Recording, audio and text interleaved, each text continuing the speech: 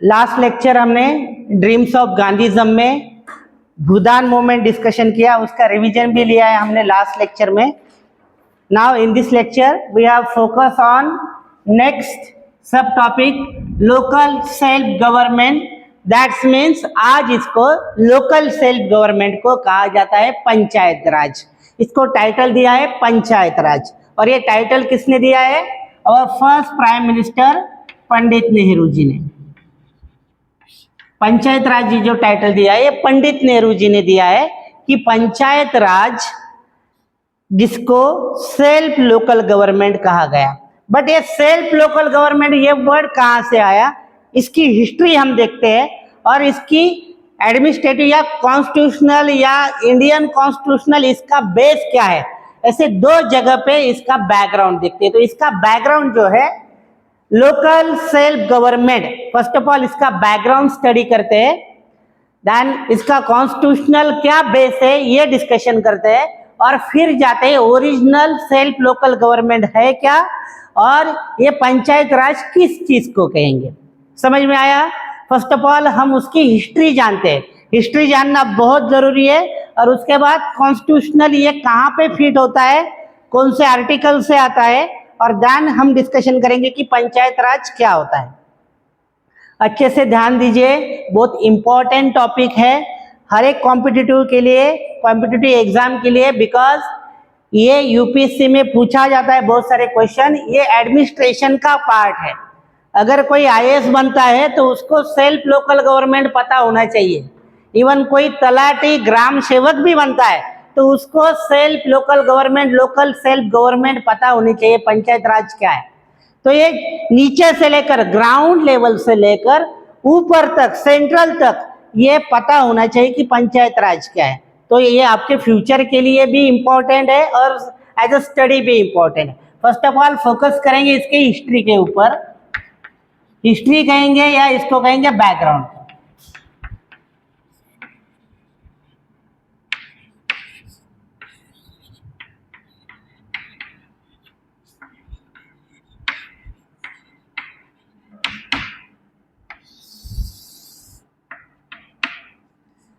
इसका बैकग्राउंड क्या है कि सेल्फ लोकल सेल्फ गवर्नमेंट ये वर्ड ऐसे ही नहीं आया.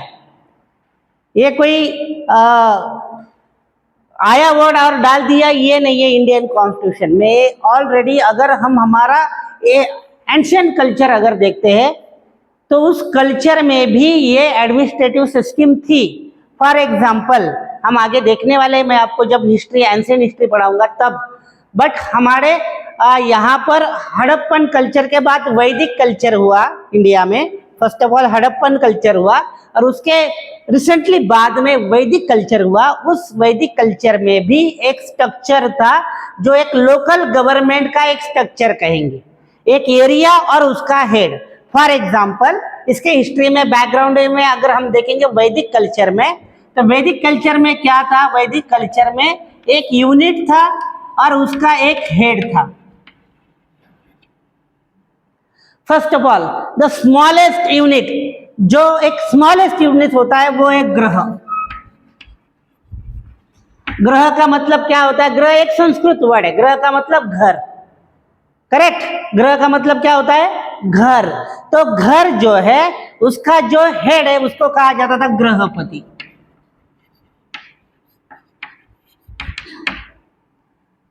ठीक है. तो ग्रह जो है उसका हेड होता था गृहपति, उसको कहते थे ग्रह. बहुत सारे जो ग्रह है, घर है, इसका बनकर एक बनता था कुल. कुल कुल बनते थे. बहुत सारे घर मिलकर क्या बनते थे? कुल. और उसका जो हेड था उसको कहते थे कुलपति. एग्जाम के लिए बता रहा हूँ, एग्जाम्पल बता रहा हूं मैं आपको. ये डिटेल में पढ़ेंगे कि किसका क्या काम था. बहुत सारे कुल जो थे उस कुल पर से बनते थे ग्राम. ग्राम. और इसका जो हेड था उसको कहते थे ग्रामीणी. उसके आगे बहुत सारे ग्राम, उसका विष बनता था, उसका हेड होता था विषपति. बहुत सारे विष है, उसका जन बनता था, जन का हेड था जनपति या नृप या राजन, जिसको राजा कहते थे हम. तो ये फॉर एग्जांपल ये एडमिनिस्ट्रेटिव सिस्टम वहां पर जन से, राज्य से, राजा से गृहपति तक एक एडमिनिस्ट्रेशन सिस्टम थी, गांव तक, घर तक, एज लाइक ये हमारा एंशियंट कल्चर से, जिसको हम लोकल सेल्फ गवर्नमेंट कहते हैं, ये गवर्नमेंट इस्टेब्लिशमेंट थी। इसके आगे बढ़ेंगे थोड़े से, हड़प्पन कल्चर, वैदिक कल्चर से थोड़ा आगे बढ़ेंगे। हमारे महाराष्ट्र की अगर बात करेंगे तो अगर छत्रपति शिवाजी महाराज का परेड हम देखेंगे तो उसमें भी अष्ट प्रधान मंडल, ये वर्ड आपने देखा होगा, सुना होगा। दैट मीन्स 8 मिनिस्टर, वहां पर एक कमेटी जो अलग अलग एरिया को फोकस करेंगे। एक डिफेंस एरिया को, सिक्योरिटी एरिया को एक हेड होगा, एक इकोनॉमिकल जहां पर टैक्सेस वगैरह है उसका एक हेड होगा, है कि नहीं, एक रिलीजन वाइज कोई काम करना है उसका पुरोहित, वो एक हेड होगा। तो ये जो सिस्टम है डिपार्टमेंट वाइज हेड, और वो रूट लेवल से ऊपर तक ये जो हेड या ये जो ग्रुप, ये जो सारा सिस्टम है, ये लोकल सेल्फ गवर्नमेंट का ही एक एग्जाम्पल है। तो हमारे एंशियंट हिस्ट्री में, हमारे मिड हिस्ट्री में हमें इसके बहुत सारे एविडेंस मिलते हैं कि सेल्फ लोकल गवर्नमेंट इंडिया में अवेलेबल थी पहले से ही। अगर उसके बाद में इसकी नीड क्यों ज्यादा पड़ी, तो हम देखते हैं कि गांव गांव में, खास करके एक स्टेट का मैं यहाँ पर जिक्र करूंगा, राजस्थान, वहां पर पंच या खाप पंचायत इस नाम की एक कंसेप्ट थी। आज भी बहुत सारे विलेज में वहां पर ये सिस्टम है। कोई गांव के एक्सपीरियंस्ड जो ओल्ड एज पर्सन है वो वहां पर डिसीजन देते थे गांव से रिलेटेड, जो भी कोई प्रॉब्लम हो या किसी फार्मिंग से रिलेटेड प्रॉब्लम हो, खास करके राजस्थान में कैटल से रिलेटेड कोई प्रॉब्लम हो, गाय बैल जो होते हैं उनसे रिलेटेड, या दो भाई में कोई प्रॉब्लम हो, मैरिज से रिलेटेड कोई प्रॉब्लम हो, उसका डिसीजन गांव में ही करते थे।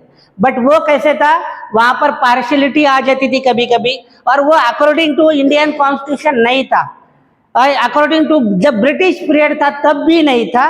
दैट्स वाई यहाँ पर लोकल सेल्फ गवर्नमेंट की एक लॉ पास आउट हुआ इंडिया में, उससे रिलेटेड एक लॉ पास आउट हुआ। और ये जो लॉ है, ये लॉ यहाँ पर ब्रिटिश पीरियड में 1882 में, ये जो है 12 में, इंपॉर्टेंट है डेट, रनिंग नोट्स भी लेना है, जैसे जैसे मैं आपको बता रहा हूँ रनिंग नोट्स आपके नोटबुक में दिखनी चाहिए। जो बोर्ड पे लिख रहा हूँ, जो आपको लगता है कि ये लेक्चर में इंपॉर्टेंट वर्ड है उसको नोट आउट कीजिए, काम में आएगा। 12 में 1882 को लोकल सेल्फ गवर्नमेंट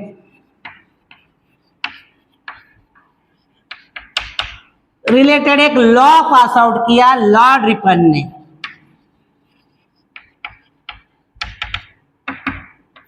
ये ब्रिटिश ऑफिसर है लॉर्ड रिपन, और इन्होंने एक लॉ पास आउट किया लोकल सेल्फ गवर्नमेंट का। लोकल सेल्फ गवर्नमेंट को हम कहते हैं स्थानिक स्वराज्य संस्था। इसको क्या कहेंगे हिंदी में, मराठी में? स्थानिक स्वराज्य संस्था। दैट्स मीन्स कोई छोटा सा यूनिट हो, डिस्ट्रिक्ट से छोटा तालुका, तालुका से छोटा डिवीजन, सॉरी उसके बाद वहां पर ब्लॉक, और ब्लॉक से छोटा वहां पर विलेज। ये जो सिस्टम होती है, वहां के हेड वो कनेक्टेड हो ऊपर सेंट्रल गवर्नमेंट से, स्टेट गवर्नमेंट से। ये लोकल सेल्फ गवर्नमेंट का मेन मोटो था, और ये इसलिए इन्होंने लॉर्ड रिपन ने लोकल सेल्फ गवर्नमेंट की कंसेप्ट इंडिया में रखी, और इसका अच्छे से कुछ रूल्स बनाए, और इस रूल के तहत इंडिया में ये एडमिनिस्ट्रेशन एक स्मूथली होने लगा ब्रिटिश पीरियड में। अभी लॉर्ड रिपन को जनरली कहा जाता है, Lord Ripon is the father of Indian local self government. Lord Ripon को क्या कहा जाता है? He is the father of local self government, because एक ऑथेंटिक एडमिनिस्ट्रेशन सेल्फ गवर्नमेंट में इन्होंने यहाँ पर क्रिएट किया। ऑथेंटिक, इसके बिफोर मैंने आपको बताया ग्राम, ग्रामीणी, विशपति या अष्ट प्रधान मंडल, ये सारी चीजें थी, बट वो बाद में कैरी फॉरवर्ड नहीं हुई। उसको कैरी फॉरवर्ड करने के लिए उसको एक ऑथेंटिक रूप जिसने दिया वो लॉर्ड रिपन था। That's why Lord Ripon is known as the father of Indian local self government. बहुत सारे ब्रिटिश ऑफिसर है गवर्नर जनरल है, जिनको निगेटिवली हम वहां पर उनकी आइडेंटिटी है। फॉर एग्जाम्पल लॉर्ड कर्जन क्या किया, पार्टीशन किया बंगाल का, और किसके बेस पे किया, हिंदू मुस्लिम रिलीजन बेस किया, तो एक निगेटिव थिंग थी। या मोर्ले मिंटो के बारे में हम कहेंगे, उन्होंने वहां पर हिंदू मुस्लिम में दरार करने के लिए मोर्ले मिंटो एक्ट ने वहां पर सेपरेट इलेक्शन एरिया दिए मुस्लिम कम्युनिटीज को, तो वहां पर डिवाइड करने की चीज की। लॉर्ड डलहौसी ने यहाँ पर डॉक्ट्रिन ऑफ लैप्स लाई, एक नेगेटिव थिंग थी।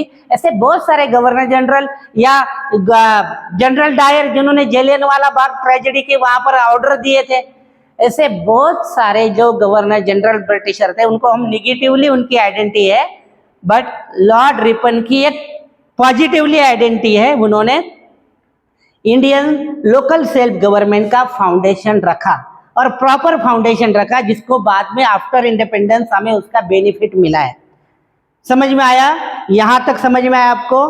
तो ये 12 मई 1882 में ये फाउंडेशन रखा। उसके बाद ब्रिटिश पीरियड के बाद आफ्टर इंडिपेंडेंस, जब इंडिया इंडिपेंडेंस बना, तब इस चीज को स्वराज्य, स्थानिक स्वराज्य संस्था को हमारे इंडिया के फर्स्ट प्राइम मिनिस्टर, इन्होंने इनको नाम दिया पंचायत राज। बिकॉज पहले पंच 5 पर्सन वहां पर किसी गांव खेड़े में वहां पर डिसीजन देते थे, वही वर्ड से पंच ये वर्ड उन्होंने लिया, और पंचायत जो 5 पर्सन है वो यहाँ पर कोई रिजल्ट देते थे, उसी वर्ड से पंचायत राज ये वर्ड आया, और उन्होंने ये टाइटल दिया। ये पूछा जाता है किस टाइटल से, किसने ये टाइटल दिया। ठीक है, यहां तक समझ में आया आपको? ये हिस्ट्री थी इसकी।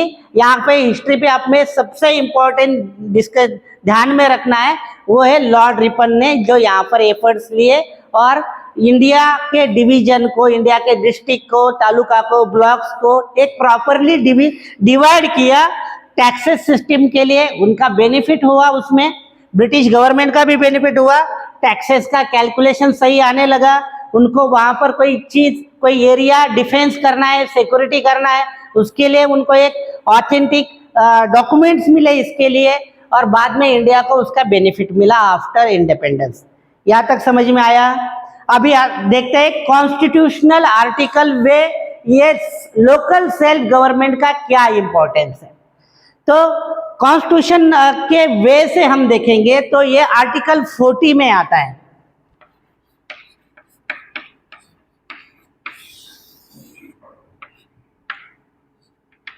लोकल सेल्फ गवर्नमेंट ये जो है आर्टिकल 40 का पार्ट है। इंडिया के कॉन्स्टिट्यूशनल आर्टिकल 40 में इसका डिटेलिंग किया है। इन शॉर्ट अभी हम थोड़ा सा आर्टिकल पे फोकस करेंगे। आर्टिकल 40 कहां से आया? This is the part of directive principle of the state policy, but we are focus on article 1 to 5 related state और यूनियन टेरिटोरीज। हमें पता है आर्टिकल 1 to 5 पार्ट 1 में हमें पता है इंडियन कॉन्स्टिट्यूशन में कुछ पार्ट है, कुछ शेड्यूल्स है और बहुत सारे आर्टिकल्स है। ठीक है, उसमें से आर्टिकल 40 जो है वो रिलेट करेगा सेल्फ लोकल गवर्नमेंट को। फॉर एग्जांपल 40 तक आते हैं शॉर्ट में। आर्टिकल 1 to 5 क्या डिक्टेट करता है? स्टेट एंड यूनियन टेरिटोरीज के बारे में इंफॉर्मेशन देता है। आर्टिकल 6 to 11 जो है वो सिटीजनशिप के बारे में इंफॉर्मेशन देता है। सिंगल सिटीजनशिप है हमारे इंडिया में, सिटीजनशिप के बारे में इंफॉर्मेशन देता है। आर्टिकल 12 to 35 हमारे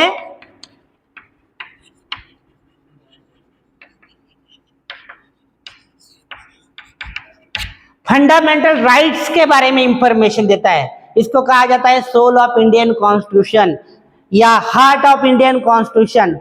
हमारे फंडामेंटल राइट्स कौन से हैं? Right to freedom, right to equality, right to education, right to remedies, constitutional remedies, right to vote. Okay, ये सारे हमारे फंडामेंटल राइट्स है, वो आते हैं आर्टिकल 12 to 35 में। मुझे आर्टिकल नहीं पढ़ाना है, बाद में डिटेल में बताऊंगा कि आर्टिकल 12, 13, 14, 16 क्या है, बट हमें यहां पर जाना है 40 तक। और आर्टिकल 36 to 51 जो है वो है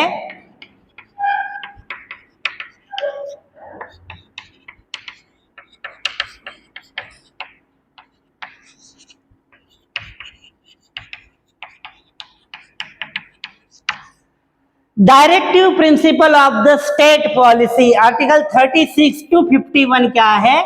directive principle of the state policy. इसमें स्टेट जो वर्ड है ये ना महाराष्ट्र, ना गुजरात, ना पंजाब के लिए, ये स्टेट वर्ड है इंडिया के लिए, ठीक है, हमारे भारत के लिए, इंडिया नहीं कहेंगे, भारत कहेंगे, भारत के लिए ये वर्ड है। और उसको डायरेक्ट करना, उसको इंफॉर्मेशन देना, गाइड करना, उसमें हमारा सेल्फ लोकल जो जो नई बातें होगी इंडिया में आफ्टर इंडिपेंडेंस, उसका डायरेक्शन यहां पर दिया है। जो न्यू लॉ आएंगे ये आर्टिकल 36 टू 51 से ज्यादा न्यू कोई पॉलिसी आ रही है इंडिया में, तो उसके तहत ये पॉलिसी आती है, तो ये ध्यान में रखेंगे 36 टू 51।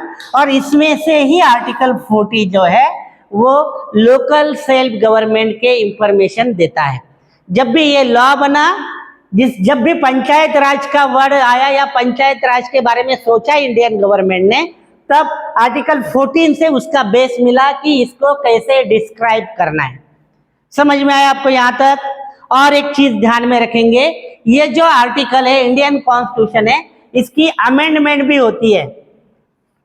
इसको रब कर देता हूं।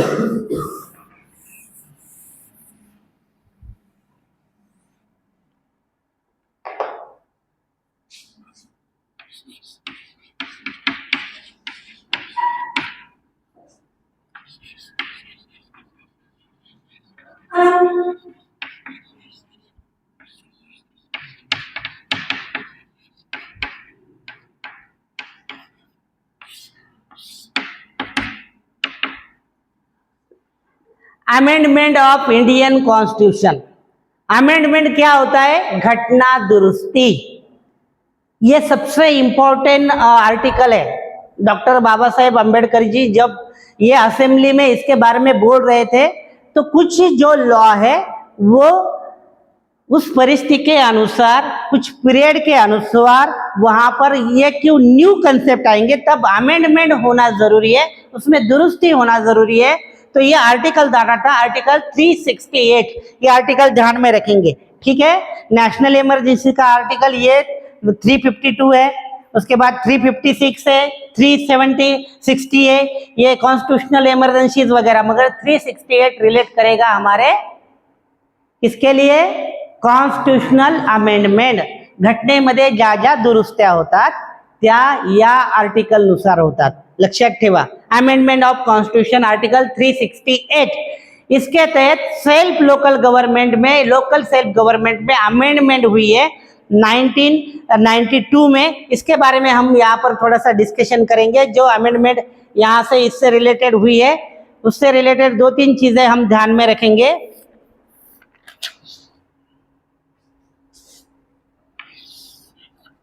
कॉन्स्टिट्यूशन, घटना दुरुस्ती, इसके बारे में चल रहा है, इसलिए इसके बारे में बता रहा हूं। फिर लोकल सेल्फ गवर्नमेंट की तरफ जाएंगे। रुद्रा ऐसे मत बच, बहुत टेंशन वाला सब्जेक्ट नहीं है, ध्यान दे अच्छे से। तो 368 ये अमेंडमेंट आर्टिकल है। तो लोकल सेल्फ गवर्नमेंट में इसकी क्या अमेंडमेंट हुई है? तो 73 नंबर की जो आर्टिकल थी, जो अमेंडमेंट थी, वो 1992 में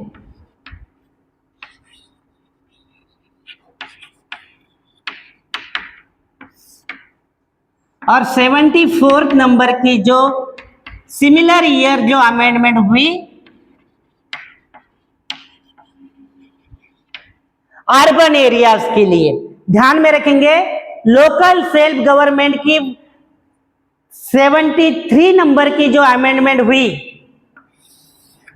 1992 में रूरल एरिया के लिए, ग्राम पंचायत के लिए, और 74 की जो अमेंडमेंट हुई वो अर्बन एरिया के लिए। दैट्स मीन्स यहाँ पर सिटी एरिया जहां पर होता है, कोई नगर होता है, उससे रिलेटेड अमेंडमेंट हुई कि वो एडमिनिस्ट्रेशन कैसे चलेगा, ठीक है। ऐसे 2 एरियाज आप ध्यान में रखेंगे जहां पर सेल्फ लोकल गवर्नमेंट की बात हुई है। 2 अमेंडमेंट उससे रिलेट करेंगे।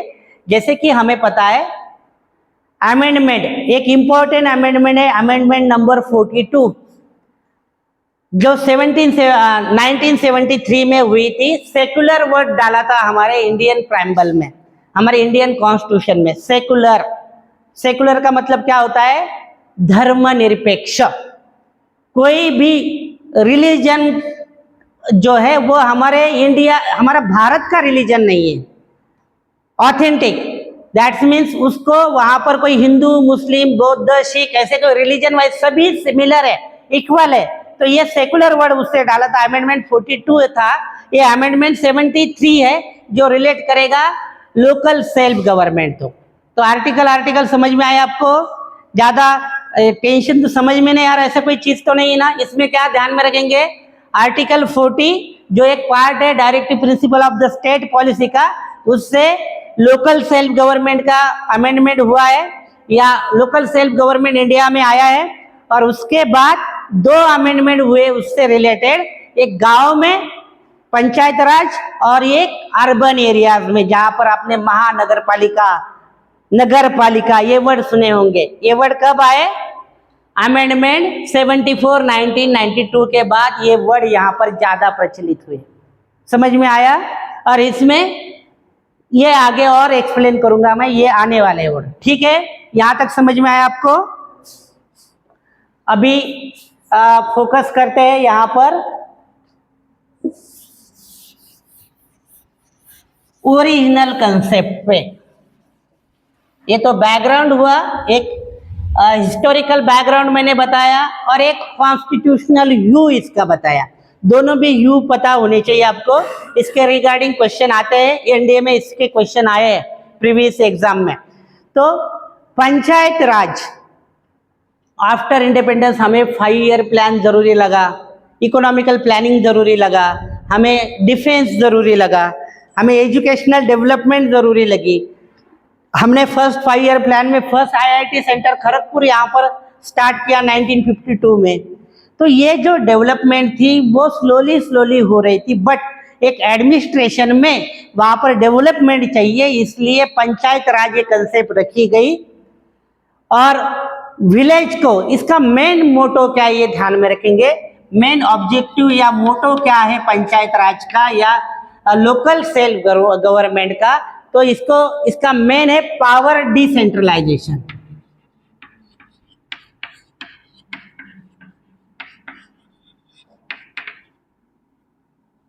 सेंट्रलाइजेशन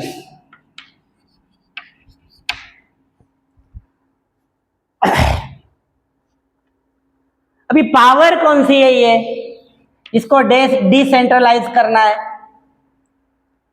पावर डिसेंट्रलाइजेशन एक्चुअली ये डेमोक्रेसी का सबसे बड़ा मोटो है। डेमोक्रेसी का मतलब यही है कि एक जो पावर है कोई एक पर्सन के साथ न रहे, वो अलग अलग एरियाज में डिवाइड हो। डेमोक्रेसी के बारे में लास्ट लेक्चर भी हमने डिस्कशन किया कि डेमोक्रेसी में क्या होता है, लोग अपने रिप्रेजेंटेटिव भेजते हैं बाय द वोट, ठीक है नहीं, एमएलए एमपी जाते हैं और वो डिसीजन लेते हैं। तो ये पावर डिसेंट्रलाइजेशन हुआ। और एडमिनिस्ट्रेशन में भी कोई एक पर्सन किसी विलेज के लिए, किसी तालुका के लिए, किसी डिस्ट्रिक्ट के लिए डिसीजन मेकिंग उसके पास नहीं होनी चाहिए। ये सेंट्रल गवर्नमेंट ही ज्यादा पावरफुल न बने या स्टेट गवर्नमेंट ही चीफ मिनिस्टर बहुत ज्यादा पावरफुल न बने, वो विलेज वाइज वो पावर डिस्ट्रीब्यूट होनी चाहिए। पावर लॉ की पावर होती है, कॉन्स्टिट्यूशनल पावर होती है, इकोनॉमिकल पावर होती है, होते है कि नहीं पावर अलग अलग तरह की। तो ये जो पावर है ये अलग अलग तरह की डिसेंट्रलाइजेशन हो, इसका मेन मोटो था, इसलिए पंचायत राज आया। और ये कब आया, क्यों जरूरत पड़ी, बिकॉज इंडिया में सेंट्रलाइजेशन होगा ऐसा थोड़ा सा लग रहा था। तो डेमोक्रेसी को वहां पर आगे बढ़ाने के लिए, डेवलपमेंट के लिए डिसेंट्रलाइजेशन, पावर डिसेंट्रलाइजेशन की बात हुई। और इंडिया के अगर हम देखेंगे बैक टू विलेज, ये जो कंसेप्ट थी महात्मा गांधी की, खेड्याकडे परत चला, तो विलेज का डेवलपमेंट भी होना चाहिए, इसलिए यहाँ पर ये लोकल सेल्फ गवर्नमेंट कंसेप्ट रखी गई। बट ये कब आई, एक कमेटी अपॉइंट हुई 1957 में, ये इंपॉर्टेंट है ध्यान में रखना, इस कमेटी को कभी नहीं भूलना आपको। एक कमेटी यहां पर एस्टैब्लिश हुई जिसका नाम था बलवंत राय मेहता कमेटी।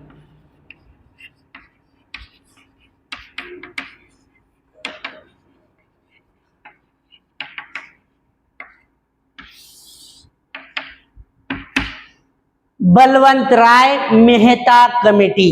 ये बलवंत राय जो थे वो गुजरात के तब फाइनेंस मिनिस्टर थे और इनके साथ फुल सिंह ऐसे और 2 मेंबर थे जिनकी एक कमेटी बनी और ये कमेटी ने क्या किया 2 इयर्स 1957 to 59 ऐसे टोटल 2 इयर्स उन्होंने इंडिया में सर्वे किया।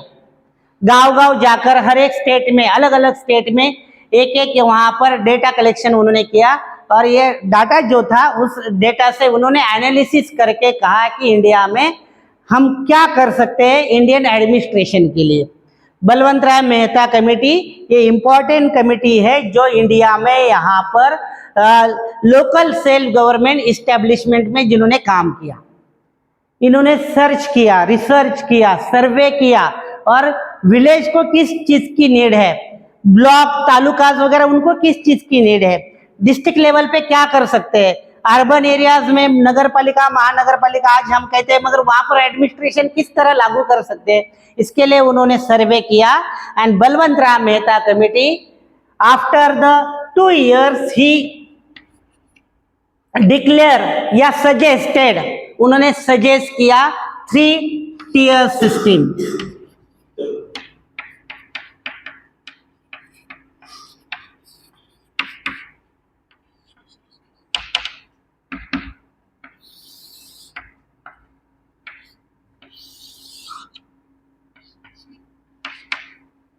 बलवंत राय मेहता कमेटी ने 3-tier सिस्टम यहां पर सजेस्ट की कि इंडिया में किस तरह यहाँ पर लोकल सेल्फ गवर्नमेंट अप्लाइड कर सकते हैं। तो उन्होंने क्या सजेस्ट किया 3-tier सिस्टम। टीयर्स का मतलब होता है स्तर। ओके, तो ये जो स्तर है वो किस तरह यहाँ पर हम दे सकते हैं। तो ये सजेस्ट फर्स्ट ग्राम पंचायत,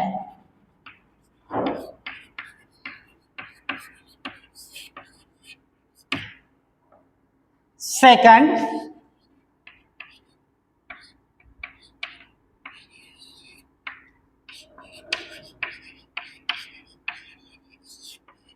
पंचायत समिति,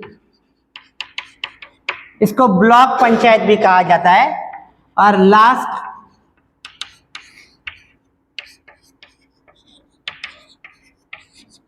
जिला परिषद। जिला परिषद इन्होंने ग्राम पंचायत, पंचायत समिति और जिला परिषद ऐसे 3 tiers यहाँ पर सजेस्ट किए। जो यहाँ पर अगर हम देखेंगे gram panchayat in the village level, panchayat samiti in the taluka level and zila parishad in the district level, ऐसे 3 tier सिस्टम इंडिया को सजेस्ट किया। इंपॉर्टेंट है 3 पार्ट्स और किसके, ये रूरल एरियाज के लिए। फर्स्ट ऑफ ऑल जो सजेशन हुआ वो रूरल एरियाज के लिए हुआ, विलेज के लिए हुआ, जिनको रूरल एरियाज कहते हैं हम। बाद में अर्बन एरियाज की बात हुई, बट फर्स्ट ऑफ ऑल सबसे ज्यादा इंपॉर्टेंट फोकस रूरल एरियाज पे हुआ। क्यों हुआ रूरल एरियाज पे, क्यों ज्यादा फोकस हुआ, क्यों कहा महात्मा गांधी ने बैक टू विलेज, क्यों कहा होगा, क्या रीजन रहा होगा रुद्र, क्या रीजन रहा होगा? और वेरी गुड, और क्या रीजन था? बैक टू विलेज या पंचायत राज वगैरह ये जो है वो विलेज में ही, रूरल एरियाज में भी इस्टेब्लिशमेंट करने की सोची उन्होंने। क्या रीजन था? One of the most important reason, most of people near by 80% लोग जो है वो विलेज में रहते थे इंडिया में उस टाइम में। आफ्टर इंडिपेंडेंस अगर बात करेंगे या 1957 की अगर बात करेंगे हम, तो वहां पर मोस्ट ऑफ जो लोग हैं वो गांव में रहते थे और उनकी अगर डेवलपमेंट होगी तभी तो कोई कंट्री की डेवलपमेंट हो सकती है। ये सोचती वहां से जड़ से प्रॉब्लम सॉल्व करने की यहाँ पर कोशिश थी। समझ में आया आपको? इसलिए यहाँ पर gram panchayat in the village level, panchayat samiti in the block level या taluka level and zila parishad in the district level, ये यहाँ पर एडमिनिस्ट्रेटिव सिस्टम इन्होंने सजेस्ट की और ये अप्लाइड हुई। ये कब अप्लाइड हुई? 2 अक्टूबर 1959 में ये अप्लाइड हुई इंडिया में। पंचायत राज जो सिस्टम है हमारे इंडिया में 2 अक्टूबर 1959 में अप्लाइड हुई। और ये कब, इसका भी थोड़ा सा इंपॉर्टेंट जान दे, ये क्वेश्चन मुझे लगता है इस बार के एग्जाम में आएगा, एनडीए के एग्जाम में ध्यान में रखेंगे। जैसे उन्होंने भूदान का पहले गांव पूछा था, उस तरह यहाँ पर ग्राम पंचायत का फर्स्ट विलेज जहां पर अप्लाइड हुआ ये पूछ सकते हैं। तो ग्राम पंचायत ये जो है या पंचायत राज की फर्स्ट ग्राम पंचायत स्टैब्लिश हुई, वो डेट थी सिमिलर 2 अक्टूबर 1959 राजस्थान के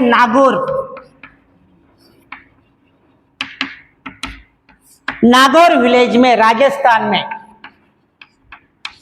ये पंचायत राज सिस्टम अप्लाइड हुई फर्स्ट ऑफ ऑल। और कौन सा स्टेट है जहां पर अप्लाइड हुई? राजस्थान। मैंने इसका रेफरेंस आपको पहले भी बताया। राजस्थान जो ऐसा फर्स्ट स्टेट है जहां पर 2 अक्टूबर 1959 को ये अप्लाइड हुआ। 2 अक्टूबर क्यों है यहाँ पर स्टूडेंट?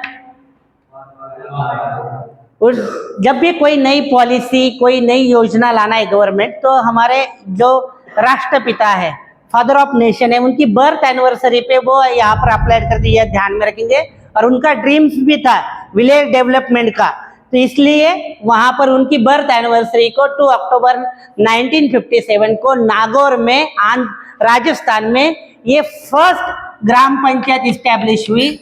उसके बाद सेकंड अगर हमें जानना है, आपको चाहिए इंफॉर्मेशन, तो सेकंड जो है 11 अक्टूबर 1959 में आंध्र प्रदेश में, यहाँ पर सेकंड स्टेट आंध्र प्रदेश रहा जहां पर ये अप्लाइड हुई।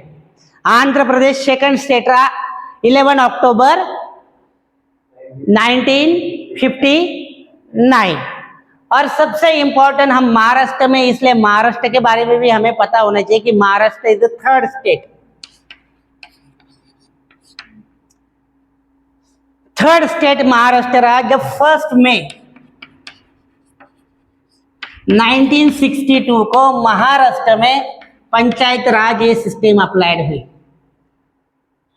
कब? 1 मई 1962। महाराष्ट्र कब बना एज अ स्टेट?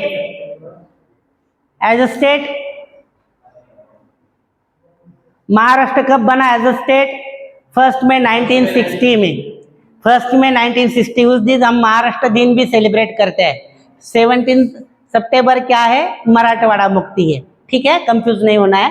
तो 1 मई 1960 में महाराष्ट्र स्टेट बना। पहले हमें पता है एक बॉम्बे था जिसमें गुजरात और आज का जो महाराष्ट्र था वो इंक्लूड था, बट बाद में 1 मई 1960 में उसका एक गुजरात नाम का स्टेट बना और एक महाराष्ट्र नाम का स्टेट बना। जब ये स्टेट बना, स्टेट किस लेवल पे बने, हमें कौन से बेसिस पे बने इंडिया के स्टेट?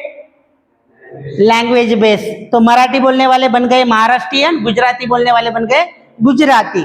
तो ये 1 मई 1960 में हुआ। और जब पंचायत राज अप्लाइड हुआ आफ्टर 2 इयर्स, आंध्र के बाद इंडिया ने ये अडॉप्ट किया। 1 में क्यों किया? बिकॉज उस दिन इस्टेब्लिशमेंट डे था हमारे महाराष्ट्र का, उसी दिन वो लेकर वहां पर इस्टेब्लिश हुआ 1962 में। वसंतराव नाईक इन्होंने यहाँ पर एफर्ट्स लिए इसके लिए कि सेल्फ लोकल गवर्नमेंट महाराष्ट्र पे सबसे पहले यहाँ पर अप्लाइड हो। वसंतराव नाईक जी का नाम यहाँ पर ध्यान में रखना अगर महाराष्ट्र का स्थानिक स्वराज्य संस्था का कोई क्वेश्चन आता है, ठीक है, समझ में आया आपको? तो यहाँ तक 1 मई 1962 में महाराष्ट्र में ये पंचायत राज अप्लाइड हुआ, ये ध्यान में रखेंगे। अब ये जो सिस्टम है, ये जो पंचायत राज सिस्टम है, ये किसके बेस पे चलती है या कैसे अप्लाइड होती है? तो इसका बेस होता है पॉपुलेशन। इसका फर्स्ट बेस क्या होता है? पॉपुलेशन। अभी हम डिस्कशन करेंगे यहाँ पर ग्राम पंचायत के बारे में। मैं एक ग्राम पंचायत के बारे में बता रहा था आपको। तो ग्राम पंचायत जब भी इस्टेब्लिश होती है वो पॉपुलेशन बेस मेंबर वहां पर होते हैं। उसका एक छोटा सा चार्ट डिस्कशन करते हैं। यहां तक समझ में आया अच्छे से आपको?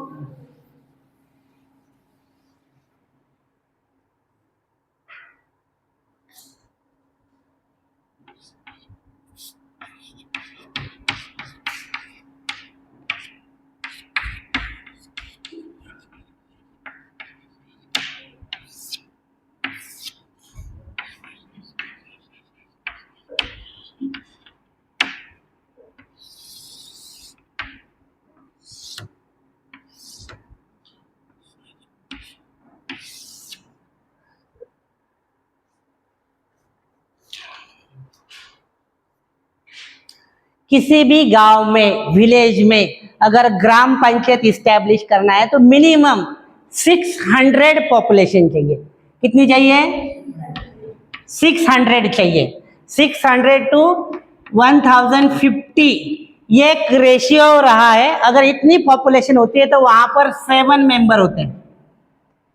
ग्राम पंचायत के कितने मेंबर्स होते हैं? 7। अगर 600 से कम अगर पॉपुलेशन रही तो वहां पर ग्राम पंचायत नहीं रहेगी। क्या होती है? उसको कहा जाता है ग्रुप ग्राम पंचायत। अब एक ग्रुप ग्राम पंचायत क्या होती है? 2 गांव की मिलकर, 3 गांव की मिलकर होती है कि नहीं? तो ये पॉपुलेशन यहाँ पर 600 से ज्यादा करने के लिए 2 गांव को इकट्ठा करते हैं। तो कोई भी गांव, कोई भी बस्ती यहाँ पर उससे छूटती नहीं, वो कनेक्ट होती है किसी न किसी विलेज से। तो 7 मेंबर होते हैं ग्राम पंचायत के। आप आपके गांव में भी थोड़ा सा जाकर अगर देखेंगे तो आपको पता चलेगा कि आपके मेंबर अगर पता होगा तो जनरल पॉपुलेशन आपको पता चलेगी कि आपके गांव की पॉपुलेशन कितनी है। सेकंड वन, यहां पर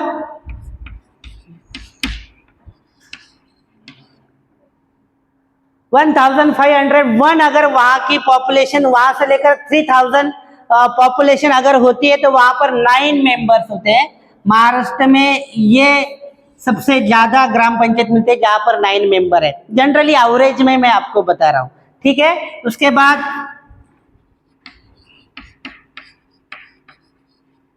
इतनी अगर पॉपुलेशन रही तो मेंबर होते हैं 11।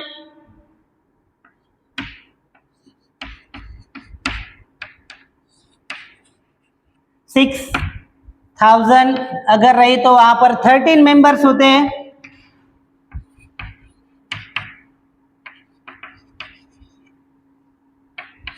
15 मेंबर्स होते हैं।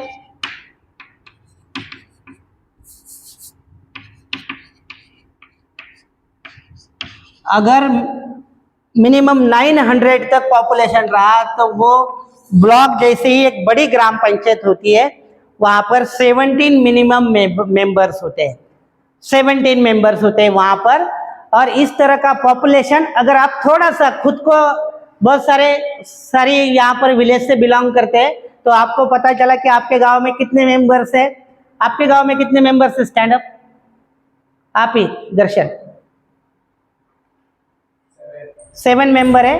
तो जनरली आपको पता चला होगा कि 600 टू 1500 इतने पॉपुलेशन होगी, वोटर्स होंगे। इसके लिए वहां पर 7 मेंबर है। ऐसा कोई है जिनके 13 मेंबर्स है किसी गांव में? आपका गांव है, ठीक है। ऐसे कोई है जिन पे 9 के हाथ ऊपर कीजिए। देखिए यहाँ पर, वेरी गुड। इसलिए मैंने कहा कि एवरेजली 9 मेंबर्स ज्यादा होते हैं महाराष्ट्र की बात करेंगे तो, ठीक है। समझ में आया आपको? तो इस तरह का मेंबर्स और पॉपुलेशन का रेशियो होता है, वो 1,500 हजार से इंक्रीज होता है। और ये मेंबर्स उस गांव को चलाते हैं। और इस गांव का जो हेड होता है, एक मेंबर्स का जो हेड होता है, उसको हम कहेंगे सरपंच। क्या कहते हैं उसको? सरपंच, ठीक है, सरपंच कहते हैं। और बाद में इसके बाद इसका बेसिक, फिर ग्राम पंचायत, पंचायत समिति, जिला परिषद, नगर पालिका, एक 1 बाय 1 हम डिस्कशन करते रहेंगे। आज हमने डिस्कशन किया यहाँ पर हिस्ट्री, जो लोकल सेल्फ गवर्नमेंट की हिस्ट्री है, ऊपर से लेकर नीचे तक। हमने यहाँ पर एंशियंट हिस्ट्री से लेकर शिवाजी महाराज पीरियड से लेकर लॉर्ड रिपन तक इससे रिलेटेड डिस्कशन किया। और कॉन्स्टिट्यूशनल वे कौन से आर्टिकल इससे रिलेट करते हैं, इसके बारे में हमने डिस्कशन किया। कोई डाउट है इसमें किसी को? अगर नेक्स्ट लेक्चर में आपको कोई डाउट है तो वो लेके आना, वो डिस्कशन करेंगे और फिर आगे बढ़ेंगे, ठीक है। ओके, रुकेंगे यहाँ पर।